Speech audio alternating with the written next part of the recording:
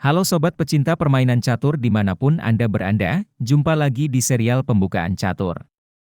Kali ini, kita kembali membahas salah satu varian pembukaan catur dengan Eko kode E96. Varian ini merupakan bagian dari cabang pembukaan catur King's Indian Defense, atau pertahanan Raja India.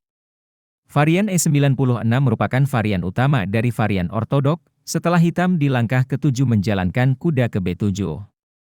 Perbedaan mendasar dari varian ini dengan E97 hingga E99 adalah pada langkah ke-7 hitam, di mana pada varian ini hitam memilih memajukan kuda ke D7 daripada kuda ke C6, dengan tujuan menghindari ancaman bidak putih. Varian ini secara teoritis terdiri dari 11 langkah. Baiklah, mari kita mulai dengan langkah pertama putih, yaitu bidak ke D4, lalu dibalas dengan kuda ke F6.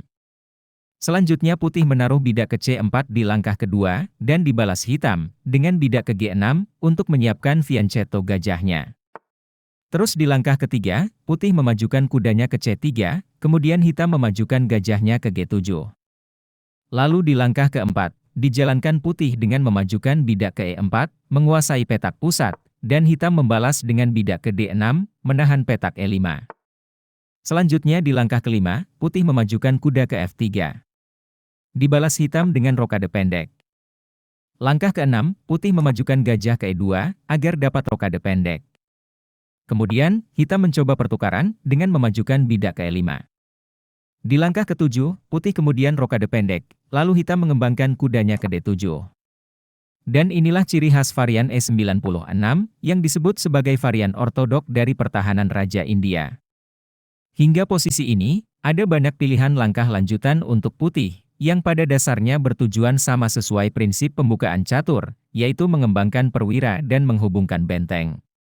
Kita coba ambil langkah yang paling sering dimainkan, yaitu putih melangkahkan gajahnya ke petak E3. Hitam kemudian menjawab dengan langkah bidak ke C6, untuk memberi ruang gerak bagi menterinya, sekaligus menahan petak D5. Selanjutnya di langkah ke-9, putih memajukan bidak ke D5. Sebenarnya ada banyak pilihan langkah untuk putih, tergantung apa rencana permainan yang ingin kita mainkan untuk putih. Di sini putih dapat memajukan menteri ke baris kedua, menggeser benteng, memanuver kuda, atau memajukan bidak di lajur H. Hitam membalas langkah ke-10 putih, dengan memajukan bidak ke C5, menghindari pertukaran di petak pusat. Berlanjut ke langkah ke-10, putih punya beberapa pilihan langkah, namun yang lazim dimainkan adalah kuda dimundurkan ke E1, untuk membuka serangan di jalur F. Jawaban langkah hitam, yang sering dimainkan di langkah ke-10 ini adalah kuda ke E8, yang bertujuan sama dengan tujuan putih. Kemudian di langkah ke-11, putih mempunyai dua pilihan, selain bidak ke G4, langkah yang paling banyak dimainkan adalah kuda ke D3. Sampai di sini langkah teori varian ini, permainan akan lebih bersifat tertutup hingga ada salah satu pihak yang berinisiatif membuka serangan dari sayap. Demikian posisi akhir dari varian pembukaan Eko E96 ini.